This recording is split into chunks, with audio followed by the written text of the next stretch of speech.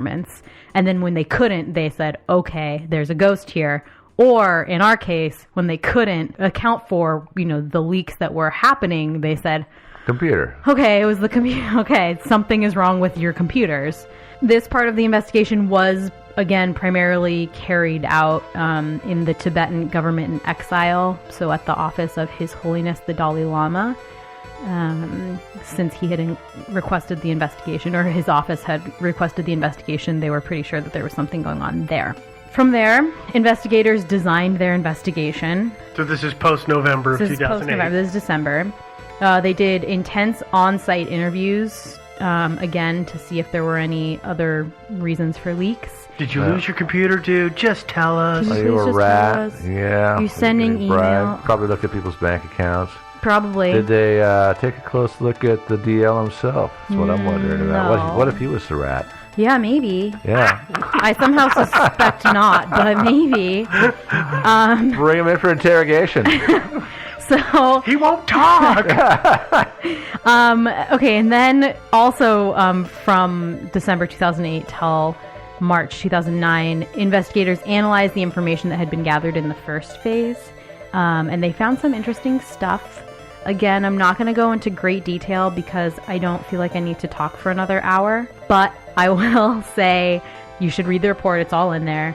Basically, they were able to curate a list of systems that were infected and with the Trojan horse, with Ghost Rat, and they were trying to see if they could figure out who was perpetuating the attack. They were able to find out that 70% of the servers from which the attack was being sent were hosted in China. However, those were in Chengdu. Does that sound right? Yeah, that sounds right. Mostly. But yeah, primarily the China servers were in Chengdu, I thought. Primarily, yeah. That doesn't necessarily mean that China was involved or the government of China was involved. Because, servers in South Carolina were also involved, as well as Sweden, South Korea, and Taiwan. Most of these servers were set up on what's called a dynamic domain name system, which is dynamic DNS or DDNS, which Joe's going to talk about a little bit so that I can drink some water. I'm going to give Devin a break here. And not much to talk about, really. It's real simple. I mean, domain name service is where you've got the name of your website, www.devin.com. Yeah. But then you got the actual IP address, which is some numbers with dots in between them. Usually like 3 and then 3 and then 3 and then 3. And 2, or 2 or whatever. But and then but since IP addresses are not necessarily permanent, it used to be in the old days it was kind of a manually updated system, and then they had to go to something a little more automated. Now they've got this system that's really flexible called dynamic domain name services, where say you plug a device into your network at home and that's connected to your router. So that device, like say it's a webcam, is going to have an IP address, right? And so, well, what do? You got to set it up and, send an email to the domain name service guys and say, hey, would you recognize my IP camera and assign it a name or an IP address? Not the way it works anymore. So now your device gets in there. You've got software in your router that sends out a ping and then gets back from a remote server its IP address, the new IP address. And then your software sends out an update to a DNS server that updates essentially their catalog, their directory says devin.com, and then it's got this IP address next to it. That's your new IP address, and presumably if you reboot that thing, you might wind up with a new IP address, and then so it's time for that thing to send out a new update to the DNS server again. And so there's a lot of that going on right now, a lot of updates being sent to these dynamic DNS services. So essentially, the IPs are not nearly as permanent as they were, say, 10 years ago. Would that be a correct interpretation of that? Yeah, although there are some, if you want to, IBM's website, I'm pretty much... That's not going to change. Pretty much, I'm sure that's pretty permanent, yeah. But for a lot of us who are always, getting new devices, changing providers maybe, or getting new devices and things and adding on devices and stuff, then they're just constantly being updated that way. It makes it a lot more flexible and fast.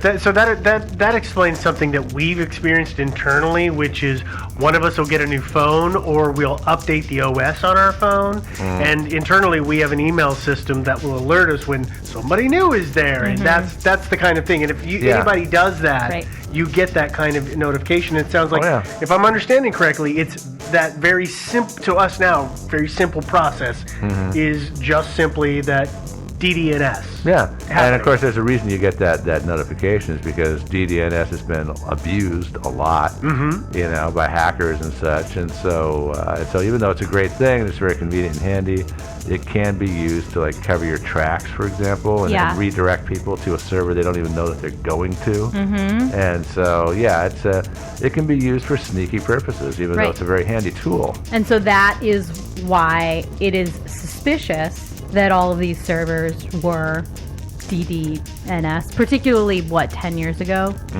Back when it was 9 years ago. Relatively newer thing. But it's not necessarily suspicious. Does that make sense? Yeah. To me, now finally. Yeah. And the main target for the attack does seem to be the office of His Holiness the Dalai Lama. This is his personal office. They don't have a permanent location. Well, they're a government in exile, but it's not his governmental office, it's his personal office, like the person who says, like, here's your coffee, do you need me to go buy you new underwear, like whatever. I mean, it's not like there's huge secrets funneling through theoretically his home office, and there's probably some interesting conversations going on in there may be, but the payload would be much more if they were to go through like the government in exile office, for instance. But we don't know that necessarily they're not also doing that. I would think they would be. So we're getting ahead of ourselves in terms of where else could it be, but... Yeah, exactly. We'll get there in theories, I guess. Yeah, I think that's really cool. The right place to talk about that. So let's talk about the social engineering component of this. It turns out this is not actually the first investigation that InfoWar Monitor, or at least people associated with the InfoWar Monitor, had aided with in regards to the office of His Holiness the Dalai Lama. In September of 2002, Tibetan groups said that they were targets of malware from China. They specified it was from China. They said there was an attempt to spy on their networks and otherwise disrupt their work, and they were pretty much just brushed off. There wasn't like a very intense investigation. And then in 2005, one of the people who was deeply involved in the 2008-9 investigation team decided to start archiving malware, specifically the malware attacks on the Tibetan organizations, and try to kind of assess their payload, like what these malicious attacks were getting. So that actually was very helpful in kind of tracking what might be new and what kind of things were happening, and how people were gaining access to the office of His Holiness the Dalai Lama. In early 2008, during the Beijing Olympics, this researcher that we were just talking about was able to gain access to a control server and then trace to the office of His Holiness the Dalai Lama. And wait, just to clarify, because people may not understand, the control server is the server that the Trojan horse virus malware, whatever we want to call it, in the computer that's infected is reporting to. That's the control server is the one it's squirting data to. Is that right? Yeah, or is the one that's controlling I think the computer. Or making it, dance a fancy jig if that's what they tell it to do. Basically, yeah. Yeah, I don't think it necessarily squirts if it's sending data out, and they can send it to anywhere, really. It's got all kinds of other places. But it's the one that's telling it where to squirt the data. Oh, yeah, it's giving it orders, yeah. Okay, yes, so it's the captain of this silly little robotic ship that we're on. Yeah. And that's assuming that it really is a control server and not some innocent computer that's been hijacked temporarily. Yeah, that's so complicated to try to figure out these internet things. It is. It really is. Yeah. And so from this historic kind of archiving of attacks and successful malware installations in the Tibetan government, the investigators were able to ascertain that the Trojan emails that were being sent out, because that was the chosen method of getting malware onto computers for his the office of His Holiness the Dalai Lama. They were getting more and more sophisticated. You know, they started out by being like, hey, open this attachment, and then came to this thing that I have a screenshot of here, which was how Ghost Rat came. It was one of the emails that came, Ghost Rat.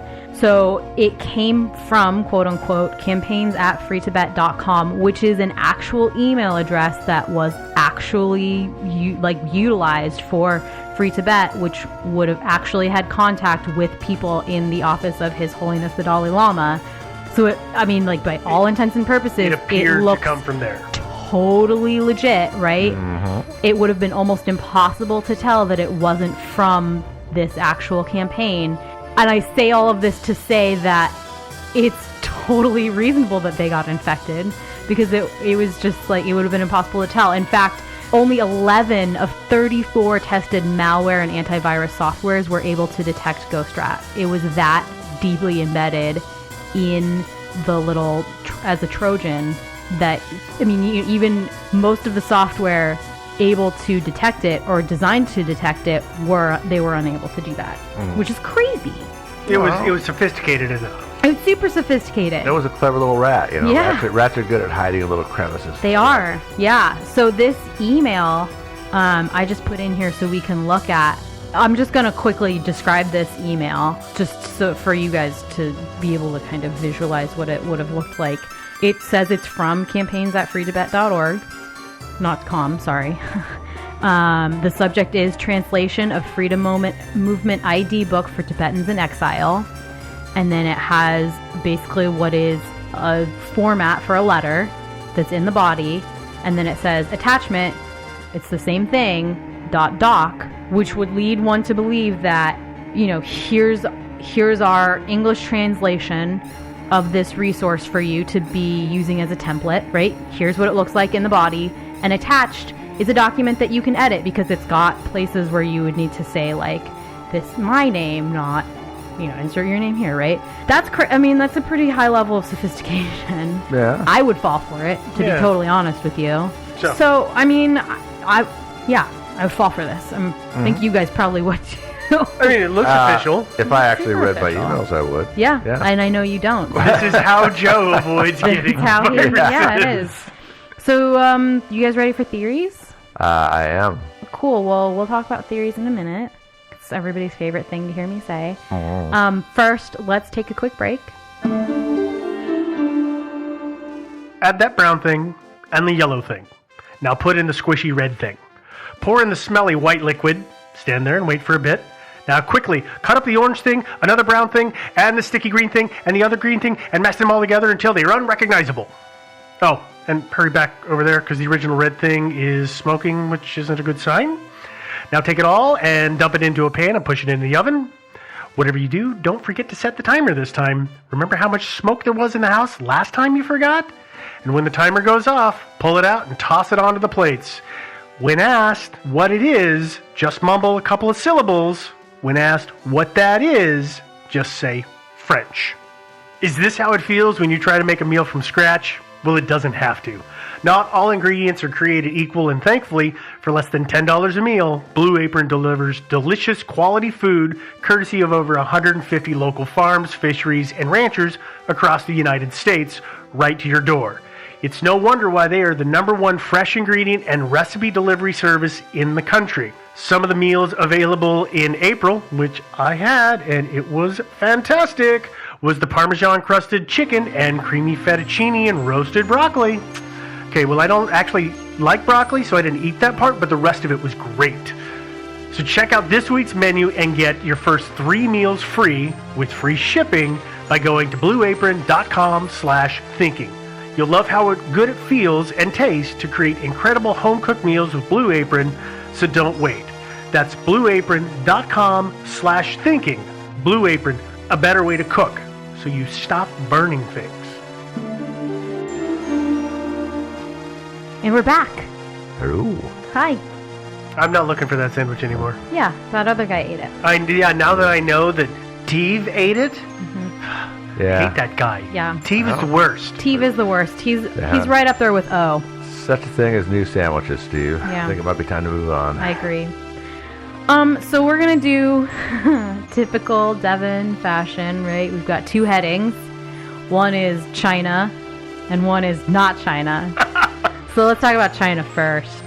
As in, you mean China is responsible? That's what you mean by China responsible, or China not responsible? I just want to talk about China mostly. Oh, well, okay. Let's talk about the yen. Great. Well, let's talk about the history of China. Yeah, When did it all begin? Let's talk about the history of China a little bit. Because that'll give us a lot of time. Actually, well, it is actually a little pertinent to this case in that I mean, I'm hoping, I guess at least, that most of you would already know why China might be responsible for an attack of malicious nature on the exile government of Tibet or the office of His Holiness the Dalai Lama. But if you don't, let me educate you a little bit. Well, there's bumper stickers. Yeah, there's bumper stickers, so that's a big one. There's the flags. And there's the flags. Which I've seen all over town. Yeah, so that... And they seem to be working. They do. Yeah, doing the trick, man. Yeah. They're doing it. Just like those coexist bumper stickers. Yeah. They're totally working. Really working really well. No, okay, so Tibet and China have been fighting pretty much since, Ever. 1368, I think is the date. So it's generally accepted that prior to 1368, Tibet and China were two different places. And then it's also generally accepted that since 1959, with a little help from the CIA and stuff, I'm not sure about that. Tibet became a part of the People's Republic of China. Was that under Mao? Yeah. Yeah, that's when that... It was Mao. Yeah, okay. Mao.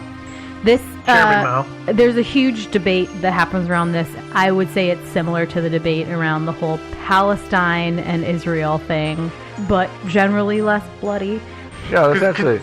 Because monks are much less likely to throw bombs. Accurate, yes. I mean, correct, yeah. It's resistance through peace. Yeah.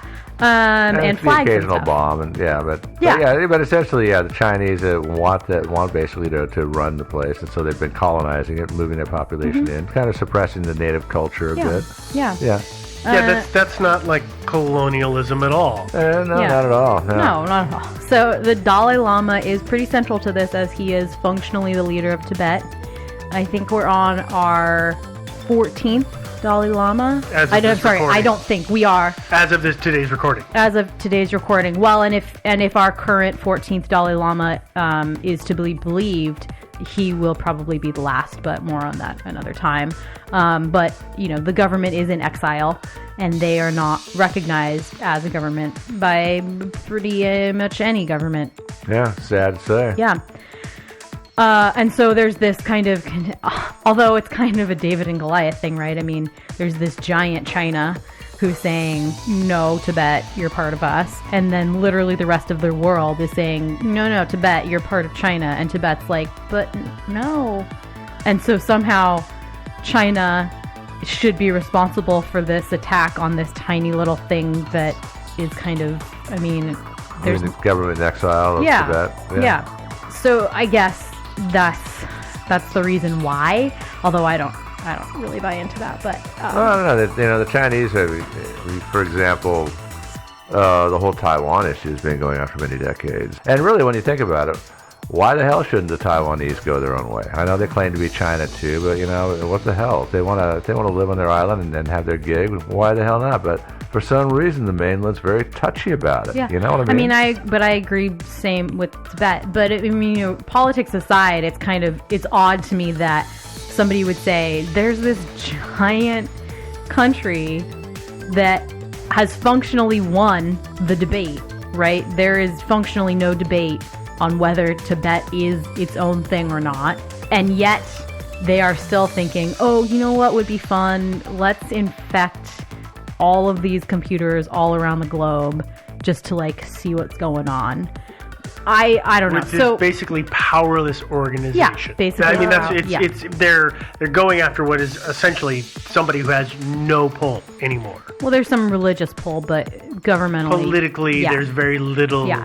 I do actually think that the Chinese are keeping an eye on the Dalai Lama and the government in exile. Sure. Oh, China's paranoid. Oh yeah, very much so. But so let's talk about some of the evidence that people present to support that China was in charge of these or responsible for these attacks. By the way, I just realized this entire episode is going to get us banned in China. Oh no. Yeah, that's a good point. Oh, sorry, no. Chinese listeners. Oh yeah. Dang it. I had one all. Devon's fault. She picked it. I already bought my tickets to China. Yeah, we're banned. The podcast is banned. I can't do my episode about the Falun Gong anymore. Dang it. So, China, it turns out, actually acted on some information that was most likely gathered from Ghost Rat. The office of His Holiness the Dalai Lama sent an invitation to a diplomat, and China pretty much immediately contacted said diplomat and said, hey, we heard that the Dalai Lama invited you to this thing. Don't go. And wasn't there an instance where they had internally talked about sending somebody to China and China preemptively denied any possible visa or travel request or something like that? And then there was another instance where a woman who was Chinese, who was living in Taiwan, wanted to go back and visit her family in China, and when she tried to cross over some border, governmental officials presented her with years worth of chat logs of hers and said you can't come in here or you have to stop interacting with people on but the that internet. One there was something that they could have gotten the information from another way. Could have, yes, that's true. They could have. So actually, let's just talk about this real quick. One of the researchers that was on the InfoWar Monitor research team, hacker, you guys know what a white hat hacker is? Good guy? It's somebody who a company would pay to expose their zero-day vulnerabilities and their backdoors and things like that so that they can patch them before black hat hackers can actually infiltrate. Bad guys? Yeah, infiltrate their system. Basically, he's the guy that you pay to come rob your house so he can tell you how he robbed your house so that you'd stop leaving that window open. Oh, it's like that, It Takes a Criminal show or whatever it was a couple years ago. It's like that, except for on computers. I would like to have been on that show, It's like, okay, I'm going to break into his house by driving my car through the wall. That show was so dumb because he would walk up and be like, oh, the front door's unlocked. Great! So one of these researchers was a white hat hacker named Nart Villeneuve. And he's actually the guy who figured out this other thing that we were just talking about, and that is that China was spying on their citizens with the Chinese state-sponsored version of Skype. Who would have guessed? I know. I'm sure their citizens are well aware of that. But they were basically logging every single conversation and chat that was happening through this system and keeping it on file to use against their citizens if they ever needed to. Basically, what everybody says is the NSA is doing was actually happening in China. Not surprised. No, me neither.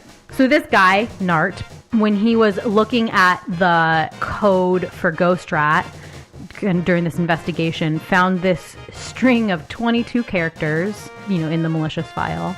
Right. And I don't know why, but he literally searched Google for it. There must have been something unique about it. But it gets better. Literally searched Google for it. And even more mind-boggling, Google actually returned something to him. The search found something. And Google sent him to a group of computers off the coast of China that was unsecured and without a password and basically housed the dashboard that let him control all of the computers that were infected by Ghost Rat. Mm-hmm. That's interesting. I know. I heard about that too. It does seem like they would secure that. But it does. So they were basically, what Nart did is he left a little piece of bait. A honeypot. A little honeypot for the hackers to make sure that what he was viewing was actually what he thought he was viewing.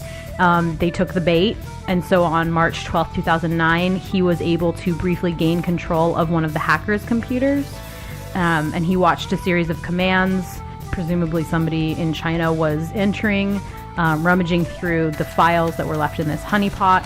Finding nothing, the hacker disappeared. but they were able to find this little dashboard. We have a dashboard on our website, right? It's, the back end kind of controlling, and the entire dashboard was in Chinese. And, they were able to, like I said, manipulate the more than 1,200, almost 1,300 computers that were infected by ghost rat at that point. I was reading about that. I was like, they went through sort of a lengthy trial and error process to try to figure out what all these different things did, because it was all in Chinese. And I was kind of surprised they didn't go find somebody who spoke Chinese to train. Read that would have saved them a little bit of labor there. Would have. But, for me, I know I'm presenting this as evidence for it being China, but that just seems so dang convenient, doesn't it?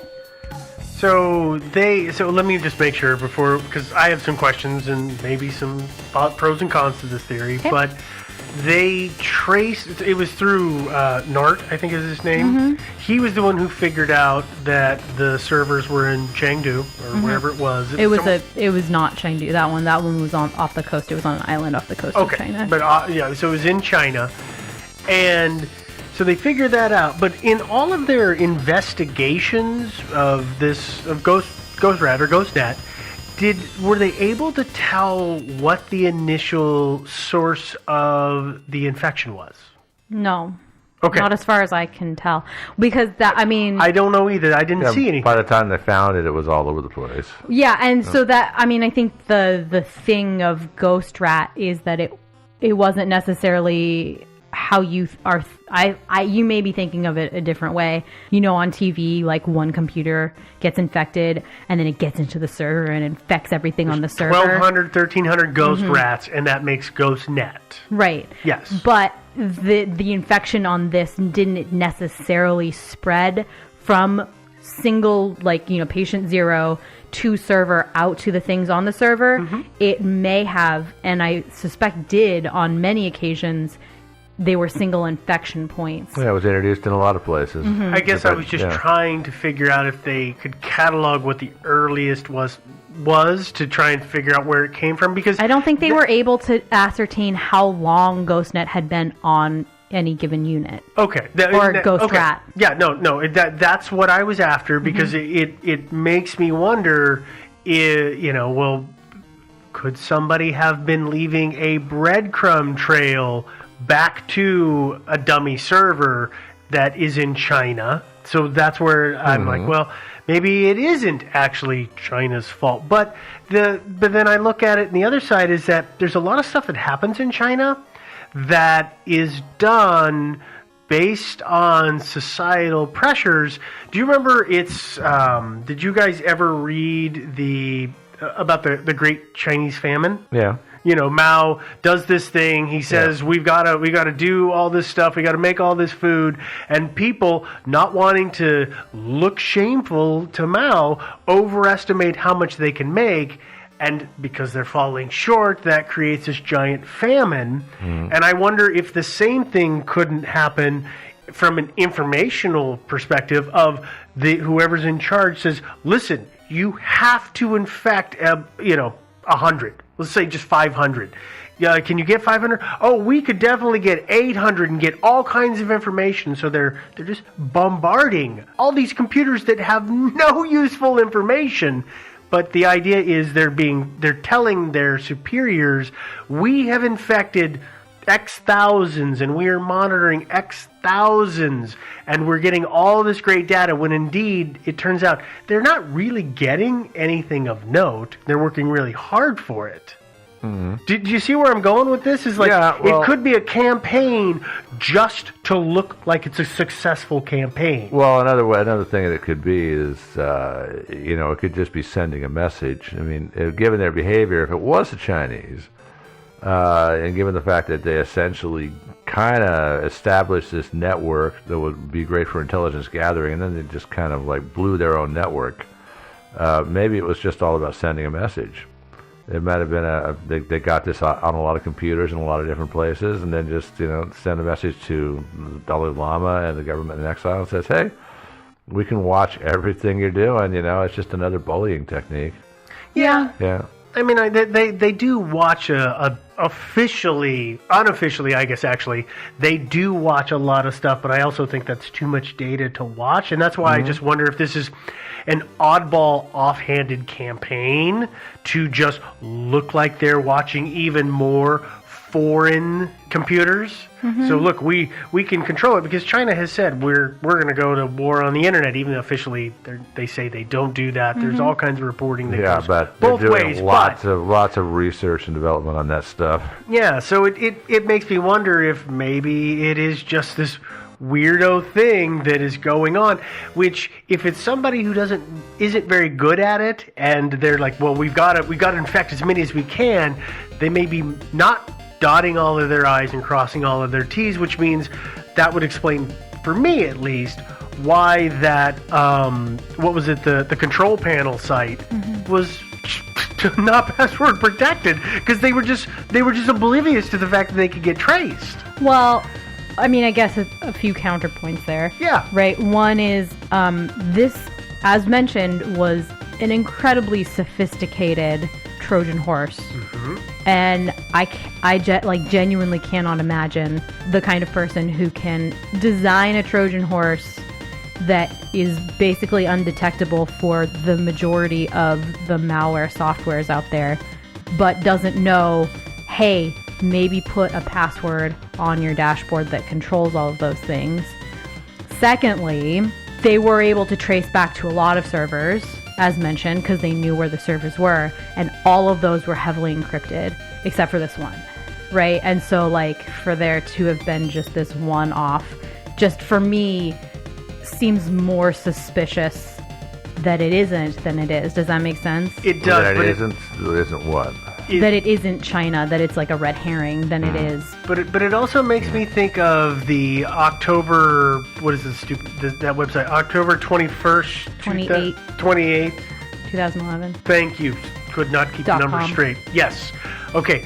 Do you remember in the beginning I found in the source code that they were reflected from another site for like a couple of days as their tester before they loaded it all actually on their server. So I could see it being the same thing. Is when we set up this control panel, it was our tester. We'll fix that later and we'll delete that or remove that, but let's work on this, and then you completely space it out. Yeah. I mean, I can totally see that. I see that happen with major companies all the time. Yeah. You know, we set up the dummy login, the test environment, and then we link to the real environment and forget to kill that link, and so somebody can get in through. I mean, there's all kinds of stuff like that. Yeah, that's fair. Yeah. Mistakes do get made. They do, but I don't think it's China. I think it's somebody else. Who do you think it is? Well, that's the big question. I actually don't know who else I think it is. I just think it's not China. Because I really think it's just way too freaking convenient. I just think it's too convenient. Especially because, as you were saying, right, if your goal is a long-standing intelligence gathering operation and you see an invitation go out to this person, you are not going to go to that person and say, hey, by the way, that email that literally just came through, don't accept it. You're gonna just, maybe even wait a couple days, use some kind of intelligence there where somebody who's competent in that role would do that. Yeah. Would wait. Yeah. Somebody who's incompetent and doesn't know how to handle that information would react. Or somebody who was handed that information, again, as a red herring, will react to that information versus somebody who knows the kind of resources that were plugged into getting that information. Well, right? It's also a nice way to cover up another intelligence source. Yeah. If you have actually spies and rats within the organization, then you got this thing here. It's like, our guy is supposed to be unmasked. Okay, well, we'll unmask our computer penetration thing here, which would account for that, and that keeps our guys safe. That's true. That's another way of doing it. This is like that's the thing about the whole intelligence business. It gets complicated. It gets very complicated. Yeah, it's entirely possible that, and this is why I asked earlier, is if they were able to determine who was one of the early infections, was because it would be very clever to me to infect yourself in one of your non-vital computers in the early batches to make yourself look like a victim for when it's found. There's always that. Oh my gosh. Look at us. We're a victim just like everybody else. This is so weird. They hacked this on everybody and nobody will look at us. Yeah. Another way of telling the world, hey, we're important.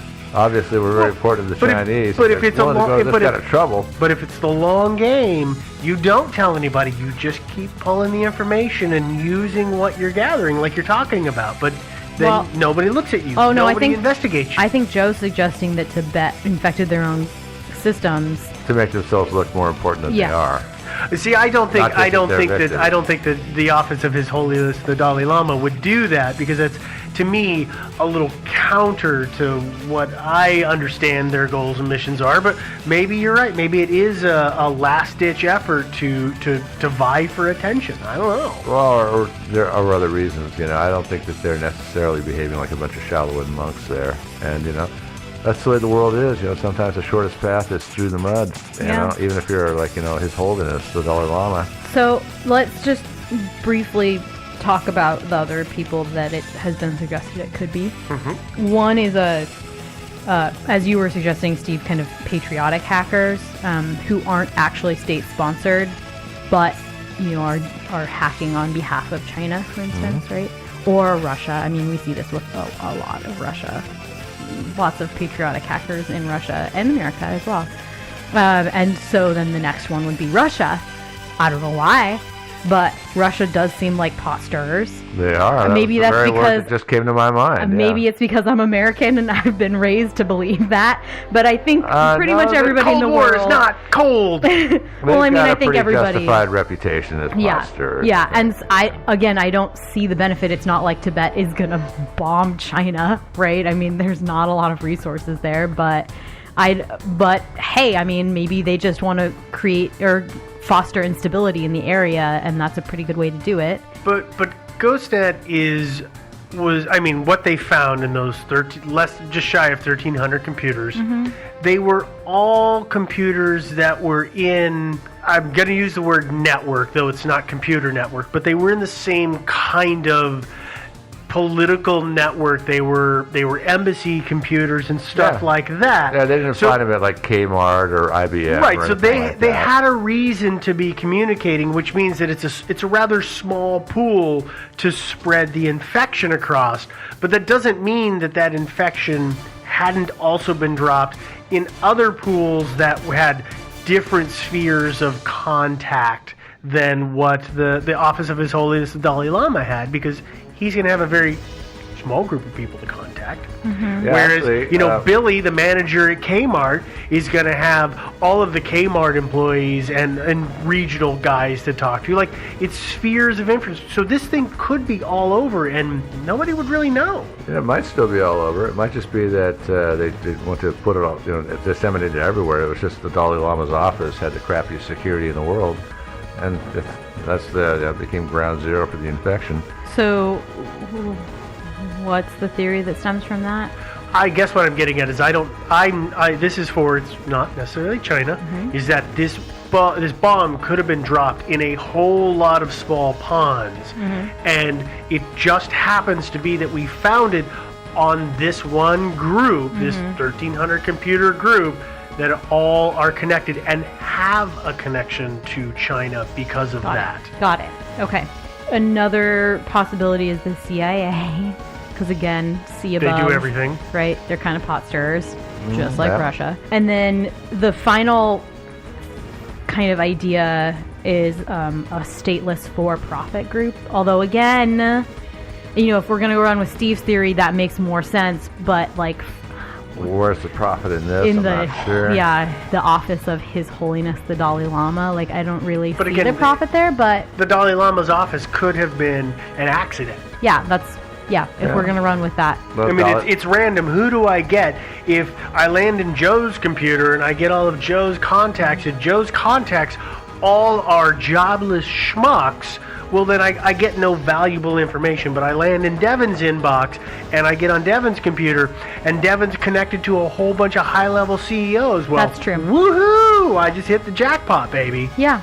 Well, I mean, with the one exception of the sophistication of the phishing emails, right? I mean, that's seriously targeted at the office of His Holiness the Dalai Lama and the Free Tibet Society at large. Listen, it is very likely that email was copied from an email that some official source connected to the organization sent out. So anybody can get a hold of those kind of emails through the dark. Oh, hey, I get these things from Viacom all the time, and I send out emails looking like Viacom or PayPal. We all get those faux PayPal emails. Oh, sure. Yeah, but they're not half as sophisticated as these ones are. Actually, I've been getting some really good ones lately. Oh. I've seen some really good phishing scams. Is this how you're telling us that all of our money is gone? No. And it really. is not for the new gold teeth that I have in my grill either. Not at all. Okay. Yeah, so I mean, I don't really see the benefit, but a stateless kind of for-profit hacking group would make sense to me. I don't really see it either. I mean, what would they be doing? They could steal their data and then ransom it, which happens occasionally, or they lock up their system and ransom it, and they haven't done that. So, I don't know exactly where the profit comes in. Although, again, the fact that these servers are kind of all over the world does speak to the fact that it could be a, vast-reaching organization of people. But, again, why? Yeah, I know. So, while I don't think it's China, I don't know who I think it is. I'm going to go with Russia because this is America, and I have to blame everything on the Russians. Okay, there you go. It's awfully hard to tell. I mean, right now we've got the big, the whole so-called Russian hacking scandal right here in America. Yeah. And it's probably entirely bogus. I mean, it's hard to say because there was just this revelation the CIA has techniques and software that allow them to do all kinds of hacking and leave Russian fingerprints behind, and little traces that look like it might have been the Ruskies. It's hard to tell if there was any hacking at all, and so maybe somebody didn't just leak a bunch of information. I mean, it's just impossible to tell. Yeah. And there's a whole nother way that this could be anybody other than China, and that is through.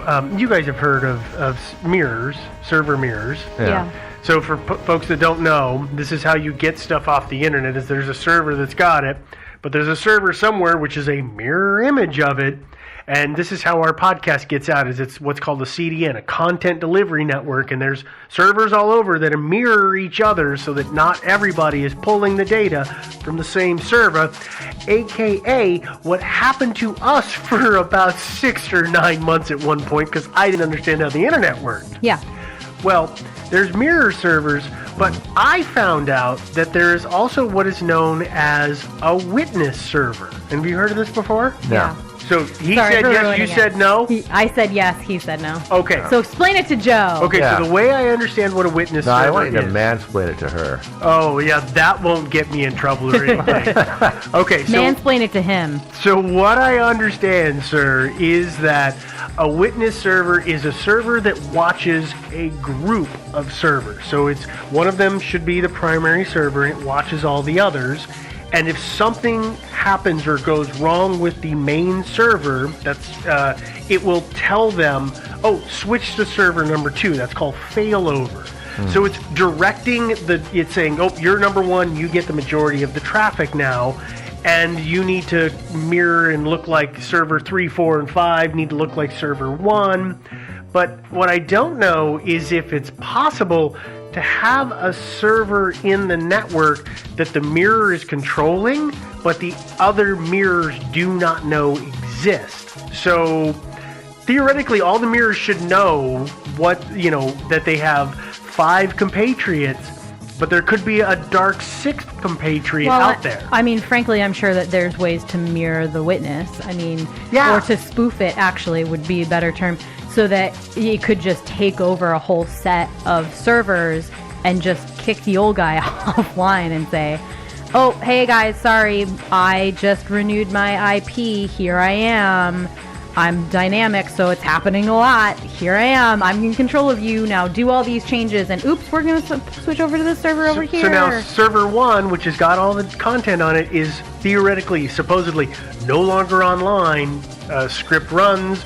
It shoots all its data out, but officially it's off of its group network. So when it comes back in, the group doesn't know it's done it. There's a whole bunch of really simple and really complex and clever ways that kind of server arrangement could drop off, and then it looks like it's, the servers are all housed in these places, and the one guy that we don't know about in Virginia is the site that all of that data is getting shot to. Yeah. I know. Which is why I'm totally on board with the theory that it is not China. Yeah. I feel like they are the easy answer. Yeah, although again, I'm not sure who the hell else would be interested. But even there's a lot of other political powers who would love to have information to potentially leverage. I mean, look at what we did. We tracked all kinds of stupid stuff for 50 years in the intelligence community that was for naught, but it was all for the hope that maybe one day that'd pay off. Well, and if they were really smart hackers who were doing some kind of spoofing or server spoofing or anything like that, and you were targeting Tibet, of course you would say that everything was in China because it's the easy target from Tibet. So yeah. And if it was, Palestine and Israel, so if they were to find this in Palestine, everybody would say, well, obviously it's Israel who's doing this. So you would leave the breadcrumbs that say, look, it was them. It's their fault.